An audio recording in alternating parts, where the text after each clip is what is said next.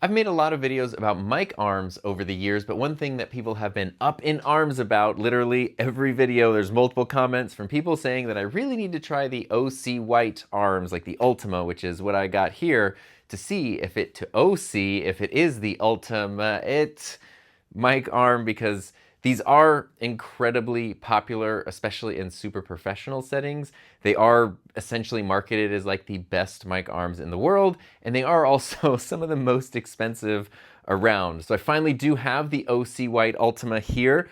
B&H Photo let me borrow it for a few weeks to try out, and I have my thoughts on it. I have other arms to compare it to, and now I can finally answer the question, are the OC White arms the best arms in the world? They're pretty good, but the answer is no. So before I get too far into talking about this arm, I do want to explain why I haven't checked these out before. There's two reasons: price and bulk.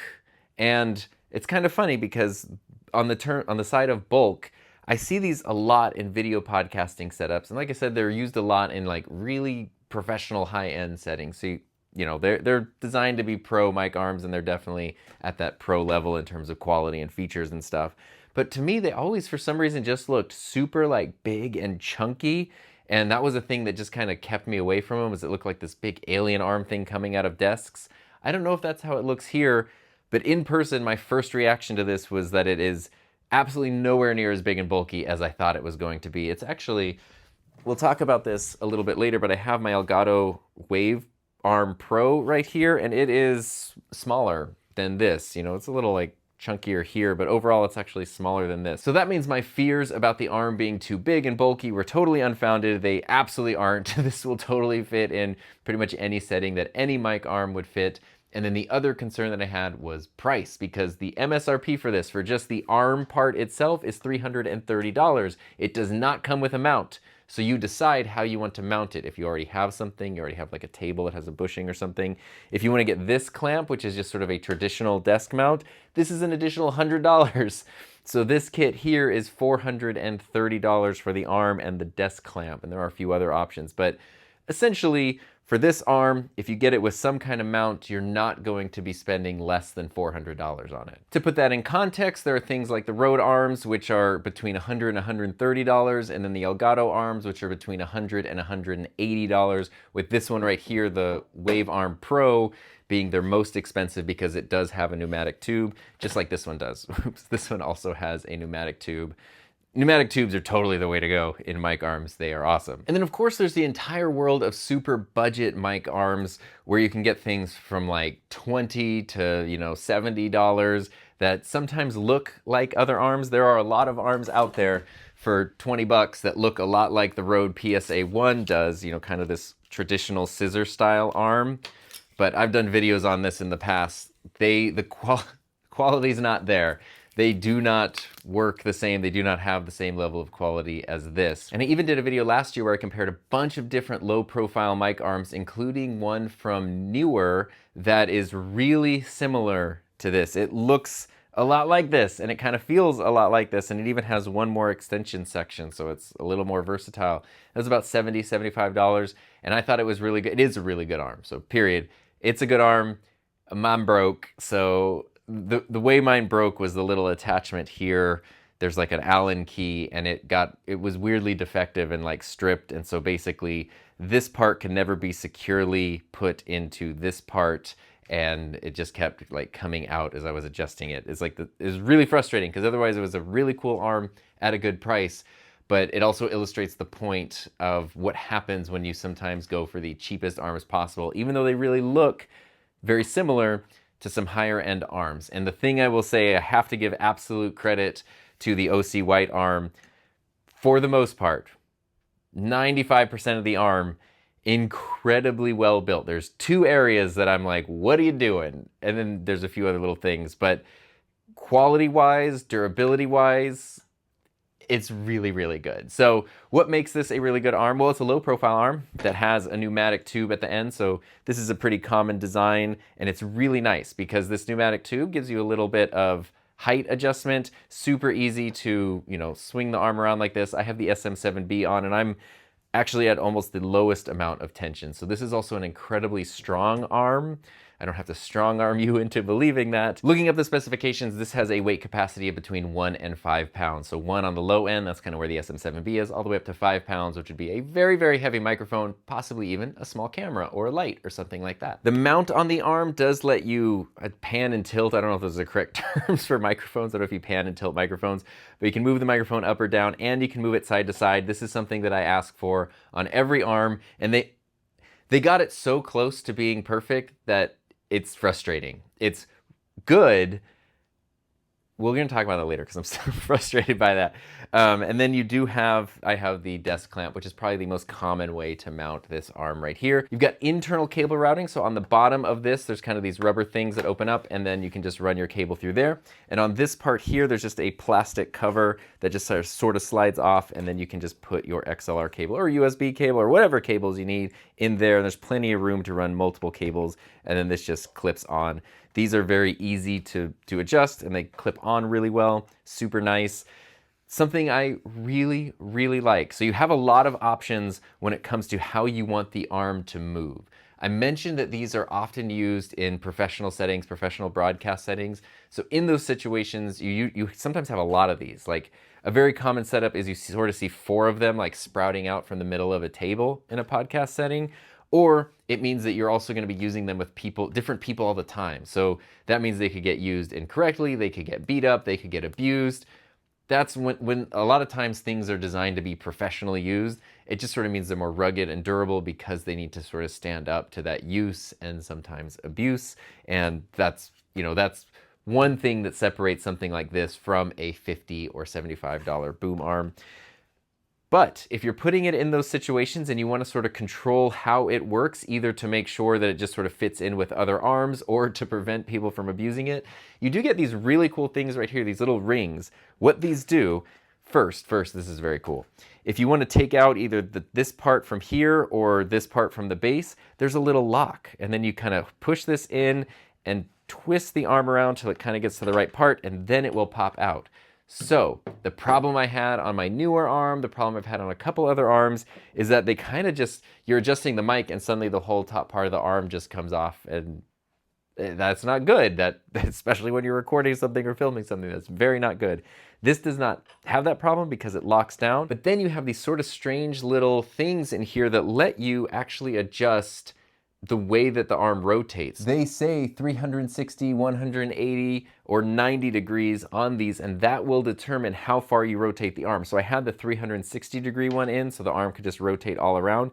If I put this so the 90 degree one is facing up, and then I put the arm back in, now, look at that. It only goes 90 degrees and then it stops. This is something I haven't seen on any other arm. I feel like this is pretty unique to these ones, or at least higher end arms in general. And we're gonna go back to the 360 for the sake of this. But that means if you're setting this up somewhere where, say there was a wall right here and I never wanted it to be able to go and smash into the wall, I could put in one of these adjustments that stops it at that point. That also means if you are using it in a situation where, say, there are like 4 of them coming out of the middle of a table and you don't want them to be swinging around and hitting into each other, you can set each one to 90 degrees, and then that way you sort of have, they're not going to be bumping into each other. And the fact that you can adjust this part, how many degrees of rotation this has, and this separately is really, really cool. So that is just like an awesome feature that lets you dial in a setup really specific, and to make sure that if other people happen to be using these, they don't accidentally, swing things around and damage stuff or anything like that. So you get a really robust, really durable mic arm. Another very cool thing is the tension mount, which I don't know if you pay attention to the tension mount. I've not seen this on any other arm either. Like my Elgato arm has a pneumatic tube that you can adjust the tension on right here, but you just sort of, it's positive or negative, and you just have the mic on and you just kind of keep twisting it with an Allen key until your mic can be positioned wherever you want it without it like fleeing up or sinking down. Pretty much the same thing on here, except there is a little gauge with a plus minus and a little red meter thing that you can actually see move when you adjust the tension. So you know instantly if you're adding or removing tension, which is helpful. And you can also see like what setting you need for specific microphones. So right now I know that the SM7B is all the way almost to the loosest amount of tension. But if I put on a really heavy microphone or a light or something else I needed to adjust that higher, I could then know that as I'm switching between those, I don't have to like kind of guesstimate. I can almost have little marks of this is exactly where this needs to go. And then another very nice quality of life feature that so far this has been the only mic arm I've ever used that has this, super basic, you would think a lot more, it just has a 5/8 mount. So just a standard 5/8 mount. Every mic arm from every other company I have ever used has either a 3/8 or a 1/4 inch, and then you have to use adapters. And I sort of get it.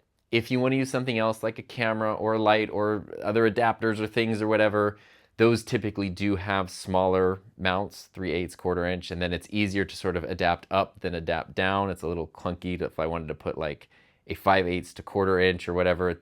It's a little slightly clunkier, but this just has a 5/8. That's what every microphone, every shock mount uses. You don't need to worry about adapters. You just do this. Not that long ago, a couple weeks ago, I was trying to set up a podcast setup at this like event thing, and I brought everything, the Rodecaster microphones, I brought several of my Elgato boom arms, and I forgot to bring adapters. And the Elgato boom arms have 1/4 inch things, and the mics have 5/8, and so I had no way of putting the microphones on. The little cheap adapters messed up my entire plans for the day. Super frustrating.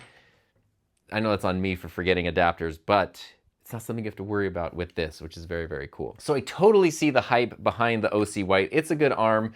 Budget-wise, I mentioned the price is pretty high.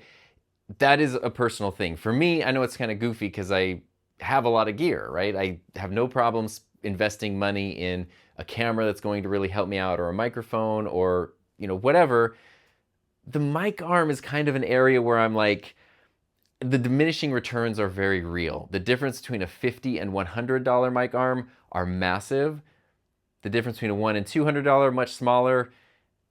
My $180 Elgato to the $430 setup here, I can't get over the mental hurdle of like, go ahead and spend the $430 on that. But some people have no problem spending $430 on something. It's not a huge chunk of money to them, or it's totally worth it, or they specifically need this. And I totally get, quality-wise, these are really nice mic arms, but they're not perfect. So here's a couple things that I do not like about this arm, and that I'm kind of surprised about considering the price and the hype. First, let's talk about the mount up here. I mentioned it's really great because it can go in any direction. This is a huge thing. If I'm using a mic like this SM7B, it's not really a big deal. But if you're using other microphones like this Lewitt, which goes in a shock mount, I know I've talked about this so many times, but in case you haven't seen those videos, this shock mount needs the microphone to be facing in that direction. And so if you mount this on your mic arm and your mic arm only goes in one direction, it can be like very hard to get the mic positioned properly. So having something that not only goes up and down but side to side works really well. Things like the Elgato use ball mounts, which are very versatile but like not the best quality.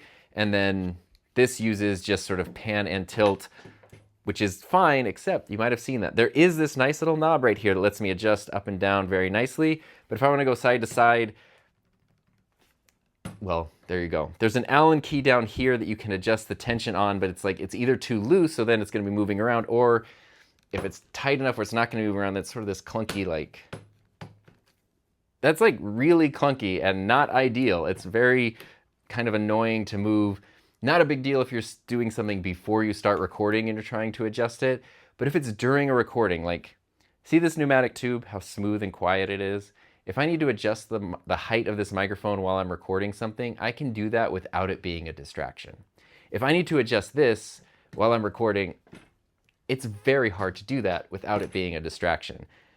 I wish there was just another one of these little knobs here or something. I don't know, or do you just press this? No mic arm in the world that I have found gets this right, and it's so frustrating. I feel like a crazy person ranting about this, but I don't understand it. I mentioned video tripod heads a minute ago. This is a video tripod head. It can pan and tilt. That means it can go up and down and side to side, and there's just a control. I turn this, and now I can make it go up or down. There's a lot of tension. I have no weight on here, so it's a little hard. And there's also just a little knob here that will let me pan it side to side, and these are very small, discreet. They get out of the way, and they work really well. Why just do this on this? And if you don't have a really cool fluid tension system like this, instead of using friction and weird, Allen keys and everything, just use teeth. use, you know, teeth that lock together and then it can't move, and then it would be perfect. Why can no company do this? I get why the $50 arms can't do it. I get why the Rode PSA 1 that has looked exactly the same for, you know, a couple of decades at this point doesn't have it. Why does a modern, high-end, expensive arm not? I'm sound like a crazy person with how much this bothers me, but like, nobody can get it right, and I don't understand that. Anyway, moving on. Another thing that I'm not super crazy about is actually how you adjust the tension. So it is through an Allen key, but it's in sort of the bottom right here, so you have to kind of bend this down and then adjust the tension, which kind of makes it difficult to test the tension as you're adjusting it. Because with something like the Elgato, I can adjust the tension here while the microphone is here, and I can literally see and feel how that's affecting it as I'm adjusting it. With this one, since you have to have this pointed down while you adjust it, that means you have to make adjustments and then test it, and make adjustments and then test it. Another thing that is kind of confusing, this is all, you know, this part's kind of like plasticky and rubber, but it's the pneumatic tube. Everything else is really nice metal or steel. This is a little like plastic cover on the clamp right here. But the XLR cover here is just a really flimsy piece of plastic. Like I could very easily just snap this in half, and I'm very confused by that, because even on the much less expensive Elgato, the cable covers are metal. So that way they will never get damaged or messed up or broken or cracked. And I'm very confused why this isn't either a heavier duty plastic or just a nice thin piece of metal like the Elgato is. It's a cool design, it works really well, just weird low quality material right there. And then going into the clamp right here on the desk, there are a few things that I'm not that into with it. It does have a plastic cover. Something that is cool is if you lift up the cover, there's a little spot here to hold the Allen key for adjustments. But actually every other arm I have, the clamp has a handle of some kind on the bottom, and that means you just tighten it with your hand and you're good to go. This one does not. You have to use an Allen key to tighten it, which, if it's being used in a professional setting where you don't want people to mess with it, like you're setting up a podcast studio that all kinds of different people are using every day and you don't want them to mess with anything, maybe not having a handle is good, because then no one can mess with it. But it also means if you need to make quick adjustments, you hopefully make sure that you don't lose this Allen key that's right here. Otherwise you're gonna be like, I need an Allen key, why isn't there one? And then the other thing is the part of the clamp that goes on the bottom of the table does not have any padding on it. At this point, most mic arms have some sort of rubber or padding, so that way they don't damage your desk, especially if it's a wood top like this. Metal digging into it can leave marks. The bottom of the clamp itself does have some soft rubber, but the part that actually goes like up on the bottom and touches the table does not. It's just metal. Actually, right now in here I have a cloth just in there, so that way it's a pad that doesn't leave any marks. Normally what I would do if this were something I were keeping because it were mine, I would then have to put like some sort of rubber padding or a cushion or something there, so that way it doesn't damage the surface that it's mounted to. Very strange thing, especially not just for a high-end arm, but the fact you have to buy this clamp separately, and it's $100, and you can't adjust it by hand, and it's not padded. It should be both of those things. But speaking of my other arms, I do want to compare this quickly to the Elgato low profile, the Wave Arm Pro, which has been basically the main arm I've been using since this was released a number of months ago. I really like it. I've been liking low profile arms lately. They just kind of work with my setup really well. And this one, I've liked the Elgatos, but this part here was always an issue. I have a whole video on this, so you can go into detail if you want to.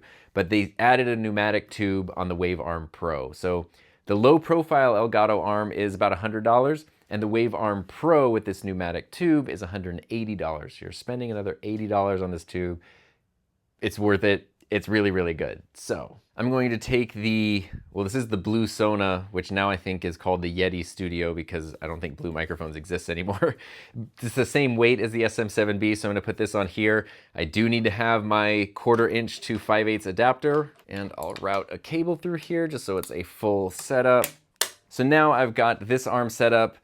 Feature-wise, they're basically the same arm. The big difference being that this total setup with the arm and the clamp that comes with it is $180. This one with the arm and the clamp that I chose, $430. Absolutely, this is, how much, what's the difference? 180 to 380. There is no way that this is $250 better than this. Absolutely not. I don't know, maybe that's kind of the end of it right there. This is a good arm. I would never spend $250 on this over this. It's just, it is definitely not that much better. The differences here being that you do not have the options to do the really cool locking thing where this is just always gonna be 360 degrees. So if you're using a bunch of these together, it could get clunky really fast. It does not have the lock, the super cool locks that this has. So you do have these Allen keys. If these are loose, then that's how this comes out. I haven't had issues with these coming out when I didn't want them to. Definitely do prefer the locking system here though. This has the tension mount right here, so you can basically adjust the tension while you're feeling the microphone, and it's really nice, but you don't have a gauge to know what your tension is actually set at. It's all just done by feel, so it's not necessarily as precise. And then the mount here, this does have a ball mount, so putting something in a specific shock mount, you can position microphones to go in any direction very easily here, and then you just tighten it down. It's a pretty strong ball mount.